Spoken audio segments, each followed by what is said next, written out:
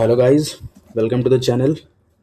तो हमारा जो डिस्कशन है वो है एसएससी जेई का complete strategy for SSC JE civil exam, जिसमें हम देखेंगे थ्योरी किस तरीके से कवर करना है, हमें पीवाईक्यूज, माइंड मैप्स का कैसे यूज़ करेंगे एंड रिवीजन किस तरीके से करेंगे। ये सबसे इंपॉर्टेंट पार्ट है आपके प्रिपरेशन का। इसमें मैं आपकी हेल्प कर सकता हूँ, इसमें नहीं कर सकता हेल्प, ये आपके ऊपर है। ठीक है, फिर भी इसमें थोड़ा आपको टेक्निक्स बताऊंगा। चलिए मूविंग फॉरवर्ड। ये देखो, जो एग्ज़ाम है हमारा एसएससी जेई, वो प्रीलिम्स प्लस मेंस को देखकर टोटल 500 मार्क्स का एग्ज़ाम है आपका। प्रीलिम्स में 100 टेक्निकल और 100 non technical. Mains is all about 100 question into 3 marks is equal to 300 marks. तो टोटल आउट ऑफ 500 400 मार्क्स आपका टेक्निकल है। ठीक है, तो आपका पेपर एक्चुअली में टेक्निकल नॉलेज टेस्ट करने का ही है। ये एक तरीके से आपके लिए डिस्ट्रैक्शन है। ठीक है, पर हम इसको छोड़ के तो नहीं जा सकते, हमें तो करना पड़ेगा, क्योंकि आप 400 प्रिपरेशन कर जाओगे तो इसमें कितना ले आओगे, 70-80% आपकी एक्यूरेसी रहेगी, उससे सिलेक्शन होना नहीं है। तो देखो, मैंने ये जो हमारा प्रीलिम्स है, प्रीलिम्स, इस प्रीलिम्स को मैंने डिवाइड किया टोटल कितने पार्ट्स में। देखो, सबसे ज़्यादा जो हर इंजीनियर को तकलीफ देता है वो पार्ट 3 एंड 4 देता है। ये पार्ट 1, 2, 3, 4, और ये 4 का ही क्लॉज। तो देखो, ये 3 पार्ट जो है तो रीजनिंग है, ये तो आप करके ले जाते हो, बहुत ही बेसिक रीजनिंग पूछी जाती है, सिर्फ और सिर्फ पीवाईक्यू लगाओगे। और सिंस अभी क्वेश्चन एडी क्या रखा है, एडिक्विटी, इसने ही तो दिमाग खराब कर रखा है सबका, है ना। देखो, सिंस अभी ये एक नई एजेंसी क्वेश्चन सेट कर रही है, तो आपको अभी रिसेंट डेज में होने वाले जो एग्जाम्स हैं, जिसमें क्या कुछ नए पैटर्न के क्वेश्चन पूछे जा रहे हैं, वो आपको देखना होगा। न्यू पैटर्न क्वेश्चंस आपको फाइंड आउट करने होंगे कि क्या कुछ दिया जा रहा है। अगर नहीं दिया जा रहा है तो ठीक है, जो पीवाईक्यूज है उससे आप कॉन्सेप्ट सीखोगे और फर्दर प्रोसीड करोगे, तो ये तो आपका हो जाता है बच्चों का। जीके जीएस में आती है मेन प्रॉब्लम। ठीक है, जीके जीएस में अगर मैं जीके जीएस का डिवीजन ऑफ मार्क्स आपको बताऊं, तो जीके जीएस जो है वो ये 4th पार्ट जीके जीएस है। देखो, इसमें जो ये 50 मार्क्स है, इसमें से आपका 10 to 15 मार्क्स ये आपके तो करंट अफेयर्स ही हैं, इसको छोड़कर नहीं जा सकते आप। ठीक है, चलो, उसके बाद आपके 10 to 15 मार्क्स साइंस है, और इसका सोर्स आप डिफाइन कर सकते हो एनसीईआरटी। ठीक है, तो ये जो रीजनिंग का पार्ट है और ये जो जीके जीएस का पार्ट है, इसके बारे में थोड़ा सा तो आइडिया हमें लग गया है। मैंने करंट अफेयर्स को एक सेपरेट एंटिटी यहाँ पे इसलिए बताया क्योंकि इसको छोड़कर जाना आप अफोर्ड नहीं कर सकते, और यहाँ पे एक और एंटिटी आप ऐड कर सकते हो, साइंस। एनसीईआरटी 10th क्लास की जो एनसीईआरटी है, इस उसमें टोटल अराउंड 12 चैप्टर्स हैं जो मैं आपको कवर करवाऊंगा। तो ये आपका होना चाहिए। ठीक है, जीके जीएस वाले पोर्शन में जब आएंगे, देखो फर्दर स्लाइड्स में आपको टेक्निकल नॉन टेक्निकल सबका वो जीके जीएस ये सब है आगे। ठीक है, तो डिटेल में बातें करेंगे। फिलहाल के लिए आओ, जो हमारा मेन चीज़ था, ये पार्ट 1 पार्ट 2 ये दोनों मिला के प्रीलिम्स में 100 मार्क्स हैं। ठीक है, पार्ट 1 क्या है, टेक्निकल 1, टेक्निकल 2। अब देखो, इस तरीके का डिवीज़न मैंने क्यों किया, इस बात को समझना। देखिए, ये आपका सिलेबस है टेक्निकल का, सारे सब्जेक्ट्स। ये जो टेक्निकल 1 है, इसमें देखो, some, structural analysis, RCC, steel structure, estimation and costing, transportation, ये सब्जेक्ट इस नेचर के हैं कि ये कॉन्सेप्चुअल हैं थोड़े से। देखो, मेमोराइज तो आपको करना ही पड़ेगा, चाहे वो ये हो, चाहे ये हो, या जीके जीएस हो, या कुछ भी हो, आपको मेमोराइज तो करना पड़ेगा, रटना तो पड़ेगा ही। इसलिए मैंने फर्स्ट स्लाइड में बोला रिवीजन इज़ द की, वो तो आपको करना ही पड़ेगा। मैं आपकी हेल्प करूँगा कॉन्सेप्ट्स में, और साइक्लिक रिवीजन कैसे करना होता है उसको सिखाने में, और आपको पीवाईक्यू सॉल्व कराने में, और जितने भी एई जेई के क्वेश्चंस आए हुए हैं वो, और कुछ ईएसी, इतना चीज़ आपका कवर हो जाएगा। अब आप कहोगे कि इतने कम टाइम में ये सब कवर कैसे होगा, तो देखो, मैं आपको सैंपल दिखाऊंगा, आपको समझ आ जाएगा कि कैसे होगा। फिलहाल के लिए ये देखो, तो टेक्निकल 1 जितने भी सब्जेक्ट हैं, ये आपके बेस्ड ऑन कॉन्सेप्ट्स हैं। आपके अगर कॉन्सेप्ट्स इसमें नहीं बने तो इसके क्वेश्चंस आप नेगेटिव करोगे एग्जाम में। आपको लगता तो रहेगा कि हाँ हमें आ रहा है, पर आपके नेगेटिव हो जाएंगे। ठीक है, ये जो टेक्निकल 2 है, इसका नेचर बिल्कुल ही डिफरेंट है। ये थियोरिटिकल सब्जेक्ट्स हैं, इसमें आपके कॉन्सेप्ट्स नहीं भी अगर बने हैं और आपने रेगुलर रिवीजन करा है, क्वेश्चंस करे हैं, तो आपके सवाल सॉल्व हो जाएंगे एग्जाम में, जैसे सॉइल, एफएम, इरिगेशन, सर्वे, टीएमसी, इन्वायरमेंट। अब देखो, इस पूरे चीज़ को मैंने आपके लिए डिवाइड किया है 132 टॉपिक्स में, ठीक है। देखिए जो टेक्निकल 1 जो था ये, इसमें ये सारे सब्जेक्ट्स थे, 6 सब्जेक्ट्स, ये देखो 1 2 3 3 4 5 6, ये आउट ऑफ 6 सब्जेक्ट्स में आपके 53 टॉपिक्स हैं, ठीक है। और ये 53 टॉपिक्स आपको 40 to 50 मार्क्स एग्जाम में देंगे, इतने क्वेश्चंस इसमें से आएंगे। तो सोचो 50 टॉपिक्स और 50 क्वेश्चंस, ठीक है।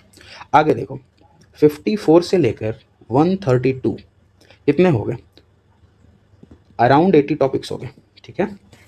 तो ये 80 टॉपिक्स आपको देंगे कितने मार्क्स, ये आपको दे रहा है 40 to 50 और ये देगा 50 to 60 मार्क्स, ठीक है। तो दोनों का स्ट्रैटेजी बिल्कुल अलग होगा पढ़ने का, ठीक है। अब एक सैंपल दिखाता हूँ। देखो मैंने क्या किया है, जैसे आओ पहले आपको मैं टेक्निकल 2 का एक दिखा देता हूँ। ये देखो टेक्निकल 2 बीएमसी का एक टॉपिक है लाइम। आप इसको कहीं से भी पढ़ने जाओगे तो आपको एटलीस्ट 1 आवर का लेक्चर मिलेगा, फिर आप उसको रिवीजन करोगे, फिर आप उसका पीवाईक्यू लगाओगे, फिर आपको कुछ कुछ समझ नहीं आएगा, फिर उसको आप ऐड ऑन करोगे, नोट्स बनाओगे, 10 चीज़ें आप करते रहोगे। ये ओवरऑल आपका टाइम कंज्यूम करेगा बहुत ज़्यादा और इसकी प्रोबेबिलिटी क्वेश्चन आने की है भी बहुत कम, ठीक है। तो आप किस तरीके से 80 टॉपिक्स कवर करोगे, कहाँ से कर पाओगे इतना सब कुछ, रिवीजन, मल्टीपल रिवीजन, क्वेश्चंस, फिर थ्योरी, बहुत सारी चीज़ें हो जाएंगी। तो देखो उसको आसान बनाने के लिए ये देखो आपको दिखाता हूँ। आइए, लाइम जो एक चीज़ है वो बिल्डिंग कंस्ट्रक्शन का एक मटेरियल है, बेसिक लैंग्वेज में सब लोग जानते हैं चूना, ठीक है। चलो अब सीरियस हो जाओ, 10 मिनट में ये टॉपिक फिनिश करते हैं, उसके बाद वापस स्ट्रैटेजी पे आएंगे। सिर्फ स्ट्रैटेजी करने से एग्जाम क्लियर नहीं होता है, वो तो आप लोगों का अटेंशन गेन करने के लिए बस था, वरना अगर मैंने लगा दिया होता ना कि आज 3 टॉपिक पढ़ाऊंगा, डीएसआई, लाइम, पॉलिटी, तो कोई नहीं आते अंदर। एनीवेज चलो ये देखो लाइम, लाइम क्या है, बिल्डिंग मटेरियल है, चूना बोलते हैं उसको। कहाँ इसके बारे में क्या क्या पढ़ना है हमें एज अ सिविल इंजीनियर, देखो कुछ बेसिक्स बातें लाइम को लेकर, लाइम के सोर्सेज क्या क्या हैं, कहाँ से मिलता है लाइम, लाइम के अंदर इम्प्यूरिटीज़ क्या क्या होती है, और लाइम में हम टेस्टिंग क्या क्या करते हैं एज अ सिविल इंजीनियर, ठीक है। देखो लाइम एक बाइंडिंग मटेरियल है, बाइंडिंग मटेरियल। हम एक बाइंडिंग मटेरियल और पढ़ रहे होते हैं सीमेंट, ठीक है। ये भी यूज़ होता था पहले, आजकल यूज़ नहीं होता, ठीक है। यूज़ होता है मतलब सीमेंट अच्छा इसका ऑल्टरनेटिव है। ये कम स्ट्रेंथ के लेस देन 10 मेगापास्कल के लिए आपको चाहिए तो आप यूज़ कर लो इसको। और भी इसके यूज़ हैं, जैसे देखो आपको कुछ मिलेगा लाइम पनिंग, एक वर्ड्स इस तरफ आपको इस टॉपिक से रिलेटेड जो भी न्यू वर्ड्स हैं वो लिखे हुए हैं। कैल्सिनेशन अभी ये थोड़ा ब्लर्ड है क्योंकि मैंने ये बहुत छोटा करके इसको अपडेट किया है, जब आपको मैं पढ़ाऊंगा एक्चुअली में तो ये बहुत ही क्लियर आपको पीडीएफ मिल जाएगा, कुछ भी लिखने की ज़रूरत नहीं है, चुपचाप बैठ के कहानी की तरह सुनो और इसको टेंशन भी नहीं करना है कि कैसे रिवीजन होगा क्या होगा, कुछ कोई टेंशन नहीं करनी है। इस तरीके से आपका सारा टॉपिक, अरे सॉरी फॉर द डिस्टर्बेंस। देखिए इस तरीके से ये मिनिमाइज्ड होकर आपके कंटेंट्स इधर पड़े रहेंगे। हम रैंडमली कोई टॉपिक उठाएंगे और रिवीजन करना शुरू करेंगे, ठीक है। आज के लिए हमारा टॉपिक क्या है, ये लाइम। और लाइम करते हैं, ये देखो लाइम मिलता है मेटामॉर्फिक रॉक से, ठीक है। लाइम हमें कहाँ से मिलता है, मेटामॉर्फिक रॉक से। चलो अब सीरियस हो जाने का समय है, 10 मिनट के लिए सीरियस होंगे, पढ़ेंगे, वापस स्ट्रैटेजी पे आएंगे, ठीक है। मेटामॉर्फिक रॉक से मिलता है, और सॉरी सेडिमेंट्री रॉक से मिलता है, सेडिमेंट्री रॉक। एक पॉइंट हो गया। जो रॉक होता है उसको हम लाइमस्टोन बोलते हैं, लाइमस्टोन। इसका फॉर्मूला होता है CaCO3, ठीक है, CaCO3। हम इस लाइमस्टोन को क्या करते हैं कि हीट करते हैं, ये देखो CaCO3 यहाँ पे हीट करेंगे 1200 डिग्री सेल्सियस पे। कुछ भी लिखने की जरूरत नहीं है, ये अभी डिलीट हो रहा है, पर आपको जब टॉपिक पढ़ाया जाएगा, अभी आपको मैं सैंपल दे रहा हूँ कि विदिन 5 मिनट्स किस तरीके से रिवीजन करा जाता है, ठीक है। देखो आपको जब पढ़ाऊंगा तो ये full PDF as it is मिलेगा। देखो लाइम कहाँ से आया, sedimentary rock.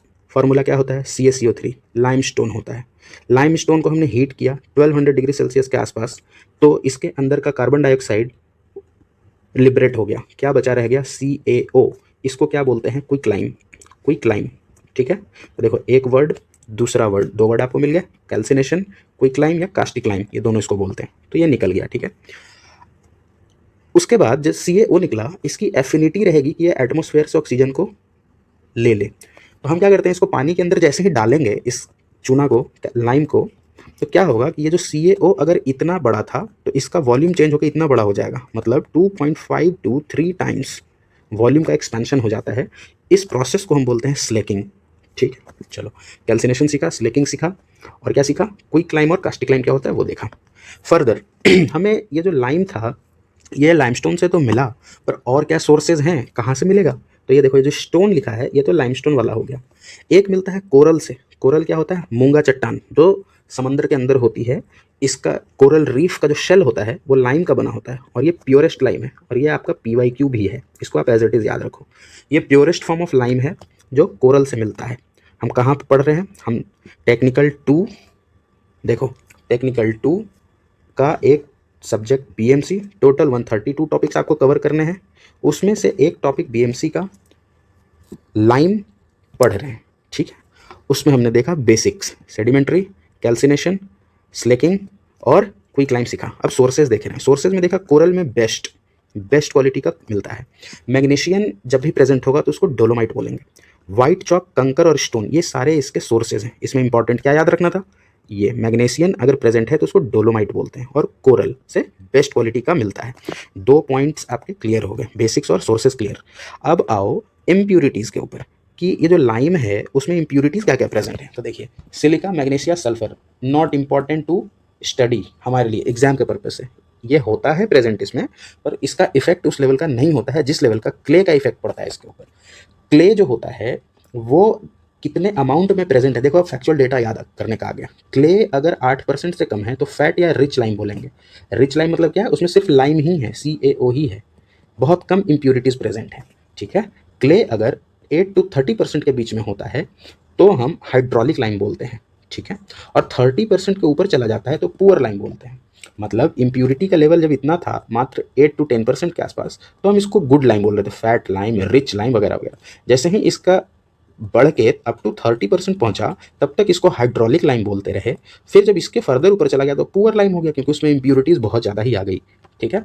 Now further depending on ये जो हाइड्रोलिक लाइम हमने देखा, ये हाइड्रोलिक लाइम में भी up to 10% feebly hydraulic lime, moderately hydraulic lime और up to 30% eminently hydraulic lime, 20% moderately. तो याद कैसे रखना है, लाइम में इम्प्यूरिटीज़ मतलब क्ले 8 से 30% रहेगा तो हाइड्रोलिक लाइम बोलेंगे, 8 से कम रहेगा तो फैट, 30 से ज़्यादा रहेगा तो पुअर लाइम। हाइड्रोलिक में भी 3 क्राइटेरिया, 10, 20, 30।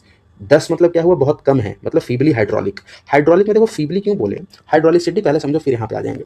हाइड्रोलिसिटी क्या होता है कि लाइम का टेंडेंसी पानी के अंदर में सेट होने का, अगर पानी के अंदर में लाइम सेट हो जाता है इजीली तो उसको हम कहेंगे हाइड्रोलिसिटी। और ये हाइड्रोलिसिटी जो है ये इंक्रीज होती है क्ले परसेंटेज के बढ़ने के साथ। इसीलिए वापस यहाँ आओ, जिस तरीके से ये 10 से 20 हुआ, 20 से 30 हुआ, तो देखो फीबली मतलब क्या होता है, बहुत कम हाइड्रोलिसिटी है। मॉडरेटली मतलब मॉडरेटली हाइड्रोलिक है। एमिनेंटली मतलब कि काफ़ी ज़्यादा होता है हाइड्रोलिसिटी इसकी, ठीक है। तो एमिनेंटली हाइड्रोलिक लाइम, ये आपका क्लासिफिकेशन हो गया इम्प्यूरिटीज़ के बेसिस पे। डन। नाउ मूविंग फर्दर हम कुछ टेस्ट करते हैं, physical test, chemical test, ball test. देखो हमने लाइम स्टोन को जब हीट किया था तो CO2 लिबरेट हो गया था। अगर मान लो सारा CO2 लिबरेट नहीं होता, कुछ इसके अंदर प्रेजेंट होता तो वो भी एक इम्प्यूरिटी होता। तो हम हीट चेक करके ही इम्प्यूरिटी हीट देते हैं इसको, लाइम को, और इम्प्यूरिटी चेक करते हैं। मतलब CO2 अगर लिबरेट कर रहा है इसका मतलब उसके अंदर इम्प्यूरिटी है, ठीक है। और एक एसिड टेस्ट होता है जिससे कार्बोनेट कंटेंट निकाला जाता है। ये कुछ जरूरी नहीं है समझने का, आपको बस ये ध्यान रखना है कि टेस्ट में physical, chemical, ball. Physical test में आप क्या देख रहे हो कि क्या कोई लंप्स प्रेजेंट है, लंप्स नहीं होना चाहिए। ये सीमेंट में भी होता है, कहीं पे फाइन ग्राइंडिंग होनी चाहिए। उसके बाद कोई शाइनी अपीयरेंस नहीं होना चाहिए। शाइनी अपीयरेंस का मतलब क्या होता है, सॉल्ट्स जो है वो फ्यूज नहीं हुआ प्रॉपरली, ठीक है। सॉल्ट्स फ्यूज नहीं हुआ प्रॉपरली, ये फिजिकल टेस्ट में हो गया। केमिकल टेस्ट में हीट टेस्ट और एसिड टेस्ट। बॉल टेस्ट में क्या करते हैं कि लाइम को लेके उसका 40 mm का बॉल बनाते हैं, उसको छोड़ देते हैं शायद 3 to 6 आवर्स के लिए। उसके बाद देखते हैं कि उसका एक्सपेंशन कितना हो रहा है। ये डेटा याद इंपॉर्टेंट नहीं है, वरना यहाँ लिखा होता। मैक्सिमम आपको देख लो, आप किसी टॉपिक में घुसना नहीं है बहुत ज़्यादा। यहाँ देखो आपको 100 नंबर प्रिपेयर करना है, ये दोनों मिला के। उसमें भी एक सब्जेक्ट का, एक टॉपिक के अंदर 1, 2, 3, 4 पॉइंट के अंदर का एक पॉइंट का एक ऐसा डेटा कि कितने आवर के लिए रख रहे हैं, इसको रटने पे जाओगे तो दिमाग खराब हो जाएगा। वो नहीं करना है हमें बस ये देखना है कि ठीक है बॉल टेस्ट किया, 40 mm का किया, rapid expansion, slow expansion, no expansion, तो A B C उस हिसाब से डिफाइन कर दिए, ठीक है। अच्छे क्वालिटी का अगर लाइम रहेगा तो एक्सपेंशन नहीं होगा उसका। चलिए ये सारी बातें देख ली। देखो quick revision, lime sedimentary rock से मिला, हीटिंग किए 1200 डिग्री के आसपास, उस प्रोसेस को बोले कैल्सिनेशन, बन के आया कास्टिक लाइम या फिर क्विक लाइम, ठीक है। CO2 लिबरेट हुआ। अगर ये क्विक लाइम को हम पानी में डालेंगे, इस एक्शन को कहेंगे स्लेकिंग एक्शन। इसमें 2.5 से 3 टाइम्स तक इसका वॉल्यूम बढ़ जाएगा। ये बेसिक से रिलेटेड बातें हो गई। इसके सोर्सेज क्या हैं? कोरल जो है बेस्ट सोर्स है, मैग्नीशियम जो है उससे डोलोमाइट लाइम मिलता है, स्टोन लाइमस्टोन। एक चीज़ और यहाँ पे देख लो, ये जो लाइमस्टोन है इसमें जो मिनरल प्रेजेंट होता है वो कैलासाइट बोलते हैं उसको, ठीक है। तो या तो कैलासाइट प्रेजेंट हो सकता है या मैग्नेसाइट प्रेजेंट हो सकता है। मैग्नेसाइट जब भी प्रेजेंट होगा तो डोलोमाइट बोलेंगे। याद रखने का क्या तरीका है? डीएम, ठीक है। डोलोमाइट मतलब मैग्नीशियम प्रेजेंट होगा उसमें। आगे देखें हम लोग इम्प्यूरिटी। इम्प्यूरिटी में क्ले इंपॉर्टेंट था। क्ले का परसेंटेज जैसे जैसे बढ़ेगा हाइड्रोलिसिटी बढ़ेगी, सेटिंग होने का टेंडेंसी बढ़ेगा, स्लेकिंग कम हो जाएगा, ठीक है। अगर क्ले 8% से कम है तो बहुत अच्छा क्वालिटी का लाइम है। अगर क्ले 8% से ज़्यादा है, 30% तक है, तो इस तरीके से डिवीज़न है। ग्रेटर देन 30 है तो पुअर या लीन लाइम है। टेस्ट्स में जब आए physical test, chemical test, ball test. Ball में 40 mm, डिपेंडिंग ऑन एक्सपेंशन, किस तरीके से एक्सपैंड किया, ABC। ए में बिल्कुल एक्सपैंड नहीं किया, सी में बहुत ज़्यादा एक्सपैंड किया। फिजिकल टेस्ट में हम देख रहे हैं कि लंप प्रेजेंट नहीं होना चाहिए। शाइनी का मतलब क्या होता है? सॉल्ट्स फ्यूज नहीं हो पाया है। केमिकल टेस्ट में heat test, acid test. Heat में CO2 का लिबरेशन देखते हैं और कार्बोनेट में एफरवेसेंस देखते हैं। That's it from this chapter. एक और इम्पॉर्टेंट चीज़ है जो BIS क्लासिफिकेशन है इसका, देखो इसको याद करो कैसे करना है। ये पूछा जाता है एग्जाम में। BIS क्लासिफिकेशन मतलब ब्यूरो ऑफ इंडियन स्टैंडर्ड का क्लासिफिकेशन लाइम का क्या होता है? ABCDEF। सबसे पहले यही पूछा जाता है कितने क्लास में डिफाइंड है, तो 6 क्लास में है। ABCDEF। ए मतलब eminently hydraulic lime, B moderately, मतलब देखो ABC तक तो आपका डिपेंडिंग ऑन क्ले इम्प्यूरिटीज, ये वाला देखो क्ले का परसेंटेज के हिसाब से हमने बात किया था ना यहाँ पे, ये वही यहाँ पे भी है। देखो ABC। ए मतलब एमिनेंटली हाइड्रो, बहुत अच्छे क्वालिटी का लाइम है, बहुत जल्दी सेट करेगा। मॉडरेटली धीरे धीरे सेट करेगा। फैट लाइम मतलब सिर्फ लाइम ही है, उसमें कुछ इम्प्यूरिटीज मतलब क्ले प्रेजेंट नहीं है, तो वो बहुत देर से सेट करेगा, स्लेक भी ज़्यादा करेगा, तो फैट लाइम, ठीक है। डी मतलब डोलोमाइट, डी से डोलोमाइट होता है, तो क्लास डी मतलब डोलोमाइट लाइम मतलब मैग्नीशियम प्रेजेंट होगा। ई कंकर लाइम और एफ सिलिशियस डोलोमाइट लाइम। ये हो गया आपका BIS क्लासिफिकेशन और ये चैप्टर आपका फिनिश हो गया। चलिए अब वापस हम आ जाते हैं अपने स्ट्रैटेजी पे, ठीक है। इसको मिनिमाइज कर दिया। चलो देखो एक टॉपिक और यहाँ पे लगा रखा है मैंने DSI KI का, तो चलो ये वीडियो फिर लंबा हो जाएगा, इसको मैं सेपरेटली ही डील करूँगा। एक आइडिया तो आपको लग गया होगा कि किस तरीके से हम पढ़ाई करेंगे, ठीक है। ये रिवीजन हो गया आपके लाइम का। अब इधर आओ, देखो टेक्निकल 1 टेक्निकल 2 का तो आपको आइडिया लग गया। अब इधर आओ GS में, देखो टोटल 132 टॉपिक्स हैं इसमें। 132 डेली का अगर 3 टॉपिक भी करोगे, देखो ये वाला तो खुद से भी कर सकते हो यार तुम लोग, ये तुम्हें नहीं आएगा समझ। इसमें स्ट्रक्चरल एनालिसिस तो तुम छोड़ कर ही जाओगे 4 मार्क्स। RCC के जो वो डिज़ाइन वाले क्वेश्चन है वो आप छोड़ कर जाओगे। मतलब अगर इसमें से 8 से 10 क्वेश्चन आना है तो आपसे 5 या 6 तो वो कोडल प्रोविजन वाले बन जाएंगे, 2 बनेंगे नहीं आपसे। सोम में अगर 7 क्वेश्चन आएंगे तो डिफ्लेक्शन वाला आप बना नहीं पाओगे, SFD BMD में गड़बड़ करोगे, मतलब 3 क्वेश्चन इसमें गलत करोगे आप। स्टील स्ट्रक्चर तो खैर भाई गोली ही मारो, आपको आता ही नहीं है, वो गलत ही होना है। वो बस आपको क्या ही याद होगा उसमें, चलो अंडर एस्टिमेट नहीं कर रहा हूँ मैं, मान लो बना लिया तुमने, चलो ठीक है इसको हटाते हैं। मान लो 2 क्वेश्चन इसका भी नहीं बना पाए, एस्टिमेशन कॉस्टिंग आप बना कर ले जाओगे, ट्रांसपोर्टेशन मान लो बना लिया।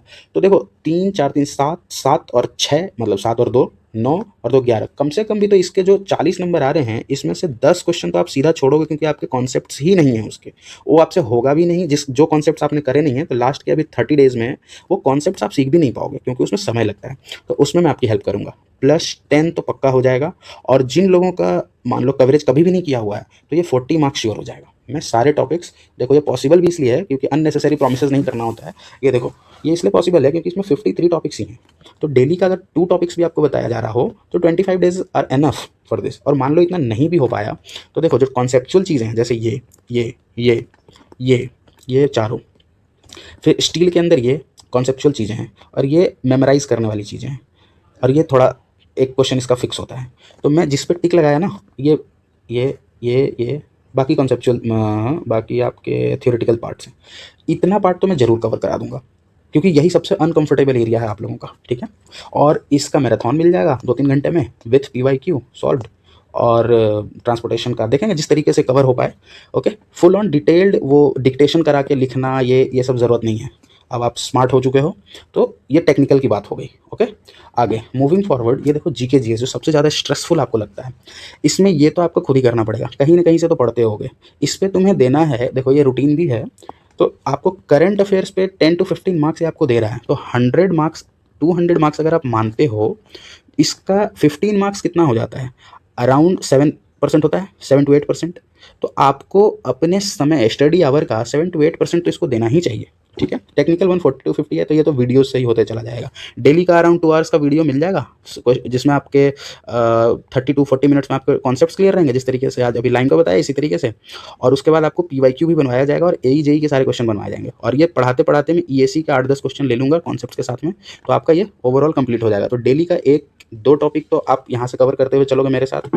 टेक्निकल टू में आपको जिस तरीके से मैंने लाइन बताया, ये क्लासेस के बीच में ही मैं 1-2 टॉपिक इसी तरीके से फटाफट 10 मिनट का बताते चलूँगा, ठीक है। बाकी अपने एंड से इसको कवर करना। PYQ की एक सीरीज़ अभी लॉन्च हो जाएगी, ये सेपरेट होगा, तो ये आपको करना ही है, खुद से कर लो, ज़्यादा बेहतर है। रीजनिंग आपको डेली बनाना है, क्योंकि देखो आउट ऑफ 200 50 मार्क्स ये है, तो आपको डेली 50 मार्क्स फर्स्ट स्लॉट में आपको करंट अफेयर्स पढ़ लेना है, सेकंड में आपको रीजनिंग बना लेना है, थर्ड में आपको टेक्निकल 1 के 2 टॉपिक्स कर लेने हैं, और फोर्थ में टेक्निकल 2 के 3 टॉपिक्स कर लेने हैं। अगर इतना आप डेली का काम करते जाओगे तो आपका कवरेज तो कंप्लीट हो जाएगा। अब देखो GK GS में करना है, ये तो आपको करना है। साइंस का आपको वीडियो लेक्चर मिलेगा इस चैनल पर, वीडियो लेक्चर मिलेगा, ये आपको कल से अवेलेबल होना शुरू हो जाएगा, तो ये आप देखोगे, ठीक है। इसके ज़्यादा तो प्रॉमिस नहीं करूँगा, पर NCERT कवर हो जाएगी। और देखो NCERT कवर क्यों कर रहे हैं, देखो आप जब फर्दर स्टडीज़ भी कभी करोगे, इनफैक्ट UPSC तक, तो यही सोर्स है यार आपका जिसको आप कवर करोगे। ये कवर नहीं होता है लोगों का। जब आप अभी कल का वीडियो देखोगे फिर आपको समझ आ जाएगी ये बात कि मैं क्या बोल रहा हूँ। ये रहा पॉलिटी, आप इसके हो गया आपके 15 मार्क्स, ये हो गया आपका 10 to 15 मार्क्स। तो आउट ऑफ 50 जो आपको स्ट्रेस दे रहा होता है, ये हमने फर्स्ट स्लाइड पे जो देखा था, ये फोर्थ पार्ट, ये जो सबसे ज़्यादा स्ट्रेस आपको दे रहा होता है, सबसे ज़्यादा समय भी ये खा जाता है आपका। तो आप ऐसा मानकर चलो ना कि 15 मार्क्स मुझे इसके बनाने हैं, 15 इसके बनाने हैं, और 5 क्वेश्चन या 7 क्वेश्चन जो इसके आते हैं, तो कितने हो गए, 30 और 37 35 मान लेते हैं। 35 प्लस तो मैं टारगेट कर सकता हूँ। बाकी ये जो हिस्ट्री, स्टैटिक, ज्योग्राफी है, ये सबसे ज़्यादा समय कंज्यूम करेगा और सिर्फ आपको देगा 10 to 15 मार्क्स, उसमें भी गलत होगा बहुत। तो इसके लिए क्यों स्ट्रेस लेना, इसको छोड़ दो फिलहाल के लिए। ज़्यादा से ज़्यादा क्या करो कि कहीं से भी कोई भी जो PYQ मिलता है टॉपिक वाइज, उसके ये तीनों टॉपिक के लगा लो, तो आपका कवरेज कंप्लीट हो गया ना। ये तो आपको रोज़ करना है, ये आपका 1 आवर कंज्यूम करेगा डेली का। 1 आवर तो नहीं करेगा, क्योंकि आप रिवीजन भी करो, इसको रटना होता है ना, वो मैं टेक्निक्स बताऊँगा आपको रटने की। तो ये 1 आवर आपका कंज्यूम मान लो कर ले रहा है। साइंस की आपको वीडियोज़ मिलेगी जो एकदम कैप्सूल वीडियोज़ होंगी, 15 to 20 मिनट्स पर चैप्टर डेली का, ठीक है। तो ये हो जाएगा, ये आपका टाइम लेगा। NCERT आपके 30 to 50 मिनट्स मान लो यार, कभी बड़ा भी हो गया कुछ, चलो 1 आवर ये 1 आवर ये 2 आवर हो गया। ये आपको अभी नहीं मिलेगा, ये जो फिनिश होगा तो फिर ये शुरू हो जाएगा। देखो किस तरीके से पॉलिटी होगा, सैंपल लगा रखा है यहाँ पे। देखो पॉलिटी को 1 2 3 4 5 हिस्सों में हम पढ़ेंगे। Part 1 to 4। पार्ट 1 क्या है, कॉन्स्टिट्यूशन का, जो SSC का जो पूछने का पैटर्न है उसके हिसाब से ये बनाया हुआ है। देखो India and union article 1 to 4, India and union article 1 to 4 है, ठीक है। पार्ट 2 क्या है, सिटीजनशिप है। Part 3 fundamental right. Part 4 DPSP।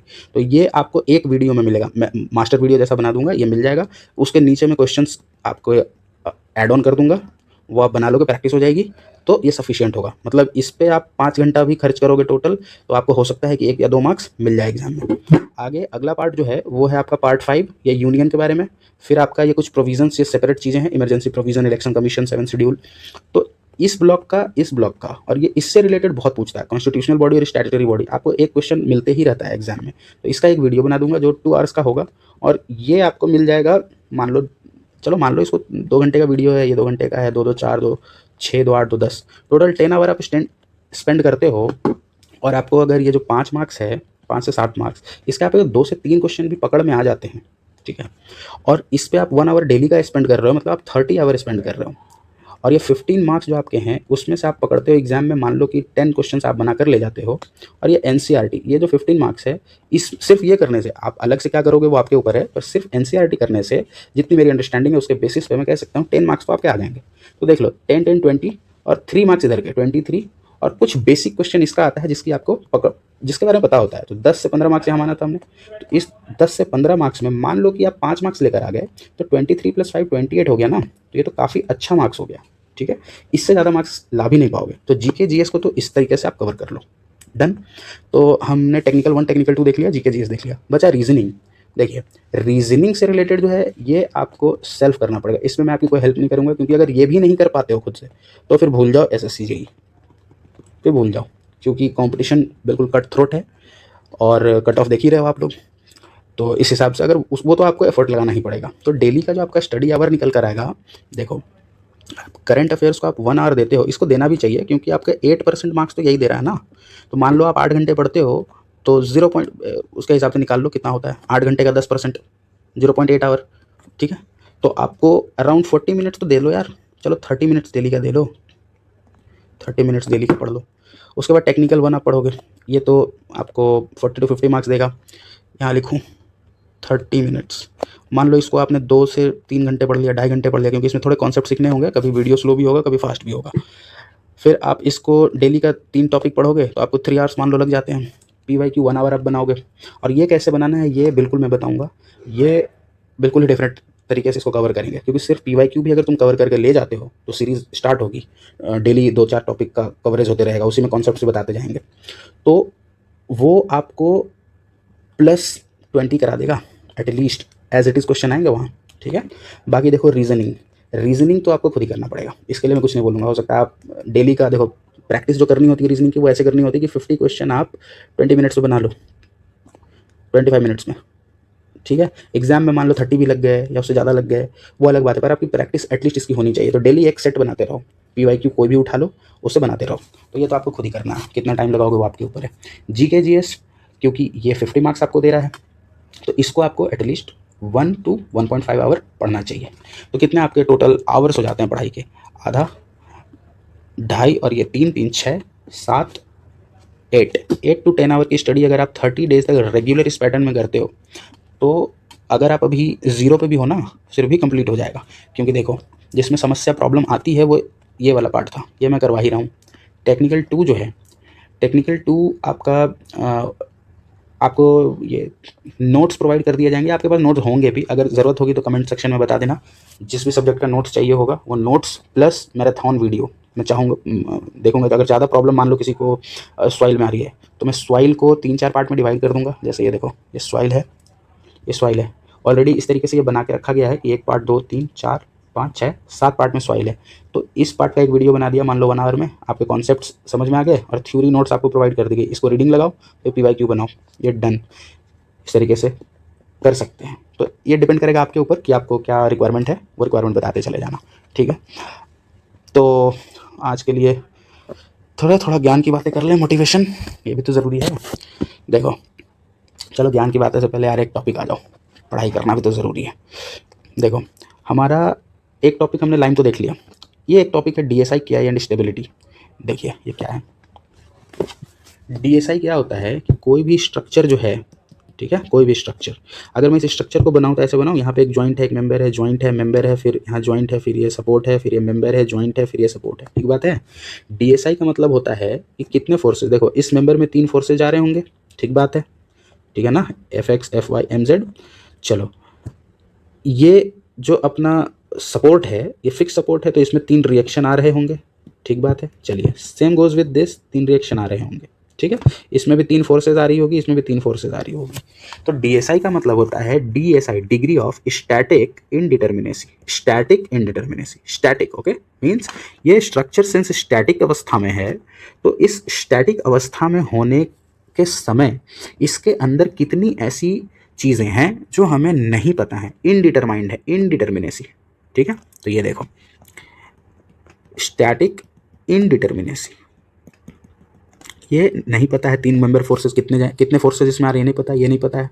Reaction जो आया ये तो पता है कि 3 रिएक्शन आएगा, लेकिन ये इसकी वैल्यू नहीं पता है, तो ये भी नहीं पता है, ये भी नहीं पता है। तो टोटल अननोन्स कितने हो गए, 3 3 6 3 9 3 12 3 15 अननोन्स हो गए। और नोन क्या होगा, देखो नोन्स क्या होंगे इसमें, हमें क्या पता होगा, ये जो जॉइंट है, सिंस ये DSI की बात हो रही है, मतलब स्टैटिक की बात हो रही है, तो ये जॉइंट का ना मूवमेंट इधर होगा, ना इधर होगा, ना इधर होगा। तो हम कह सकते हैं कि यहाँ पे summation FX equal to 0, summation FY equal to 0 और समेशन MZ इक्वल टू 0, ठीक है। तो 3 इक्वेशन ये जॉइंट देगा, उसी तरीके से 3 इक्वेशन ये जॉइंट भी और ये भी और ये भी, 4 जॉइंट 3 इक्वेशन देंगे, मतलब 12। तो टोटल नोन 12 आ गया, तो 15 - 12 हो गया 3, ये हो गया इसका DSI, ये है कोर कॉन्सेप्ट, ठीक है। एक कोर कॉन्सेप्ट याद क्या करना है, देखो DSI होता है अननोन माइनस नोन, अननोन में आता है मेंबर फोर्सेज और सपोर्ट रिएक्शंस, ठीक है, अननोन माइनस नोन, अननोन में आया member forces plus support reactions, minus known में क्या होगा, जितने ज्वाइंट हैं वो सारे ज्वाइंट पे 3 मेंबर फोर्स, ठीक है, प्लस कुछ रिलीज वगैरह रहेगा जो एक एक्स्ट्रा इक्वेशन देगा। जैसे कहीं इंटरनल हिंज आ जाता है तो यहाँ पे मोमेंट 0 होना चाहिए, तो ये एक एक्स्ट्रा इक्वेशन हमें पता चल जाएगा, तो वो यहाँ पे ऐड करेंगे, ठीक है। तो देखिए ये है आपका कोर, जो आप रिवीजन में करोगे, मेमोराइज करोगे, तो डीएसआई इस तरीके से आपको ओवरऑल इन फर्दर जब ये एक्चुअली में पढ़ाया जाएगा तो आप करोगे। देखो थोड़ा और देख लो, चलो अननोन माइनस नोन, अननोन में मेंबर फोर्स सपोर्ट रिएक्शन। अब देखो स्ट्रक्चर कितने तरीके का होगा, या तो फ्रेम होगा, या बीम होगा, या ट्रस होगा, या केबल होगा, ठीक है। तो बीम और फ्रेम जो होता है उसमें हर मेंबर में 3 फोर्सेज आ रहे होते हैं। ट्रस और केबल जो होता है, सोचो वो खिंचा हुआ होता है ना, बस इस तरीके से एक्सियल फोर्स आ रहा होता है, तो एक फोर्स आ रहा होता है। तो जब भी ट्रस होगा, ये ट्रस होगा, इसमें एक फोर्स होगा, एक फोर्स होगा। इस जॉइंट को स्टेबल, स्टैटिक, स्टैटिक हम डीएसआई कर रहे हैं ना, स्टैटिक, स्टैटिक रहने के लिए क्या यहाँ पे मैं लिख सकता हूँ कि summation F X equal to 0 और summation F Y equal to 0 sufficient equilibrium equation है। क्योंकि देखो ये फोर्स यहीं से क्रॉस कर गया, ये फोर्स भी यहीं से क्रॉस कर गया, ये जो रिएक्शन आ रहा होगा वो भी इसी जगह से कर गया, एक और रिएक्शन आ रहा होगा वो भी इसी जगह से क्रॉस कर गया, तो यहाँ पे मोमेंट आया ही नहीं ना। मोमेंट तो तब आता है ना जब एफ डॉट डी करते हैं, डिस्टेंस करते हैं ना, डिस्टेंस मल्टीप्लाई डिस्टेंस ही नहीं, सारा फोर्स यहीं से गया, तो मोमेंट तो इस पर आएगा नहीं। तो ये बात क्या समझ में आ गई कि जब भी मेंबर फोर्स बीम या ये फ्रेम होगा तो 3 मेंबर फोर्स आएंगे, ट्रस केबल में एक आएगा, और जब भी ये एक आएगा तो इक्विलिब्रियम इक्वेशन 2 ही लिखेंगे, 3 नहीं लिखेंगे, since summation M Z has no meaning, इसका कोई मीनिंग ही नहीं होगा, ठीक है।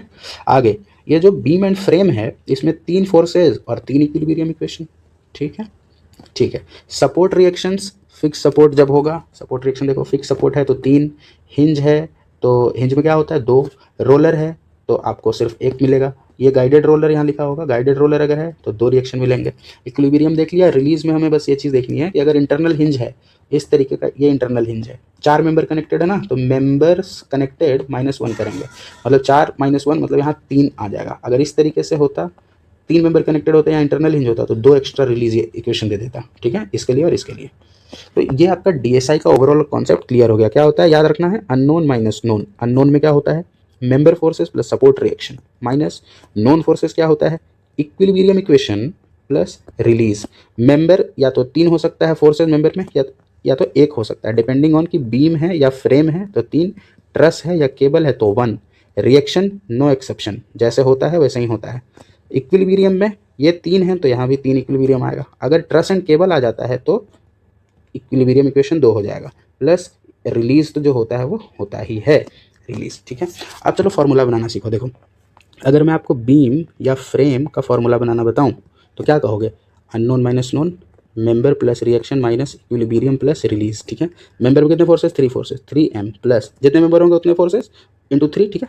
चलो प्लस रिलीज, जितने रिएक्शन है वो रिएक्शन माइनस इक्विलिब्रियम इक्वेशन कितना होगा, जितना ज्वाइंट है, जितना भी ज्वाइंट है वो सारे ज्वाइंट पे 3 इक्विलिब्रियम इक्वेशन, तो 3 × j लिख दूँ प्लस रिलीज लिख दूँ, ये आपका फॉर्मूला बन के आ गया। यही आप याद करते रहते थे ना, 3m + r - 3j, ठीक है। चलो ठीक है। उसके बाद देखो अगर फ्रेम भी होगा तो सेम चीज़ होगा, बीम और फ्रेम के लिए सेम है। फिर आप आओ ट्रस में।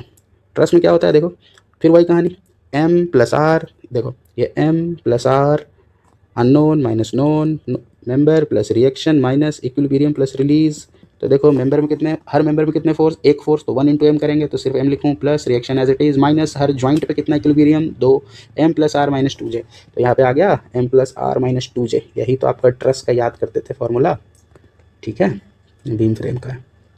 तो देखो ये तो आपका अभी क्विक रिवीजन एक आइडिया देने के लिए मैंने करा कि देखो इस तरीके से अपन कवरेज कर सकते हैं इसका, ठीक है।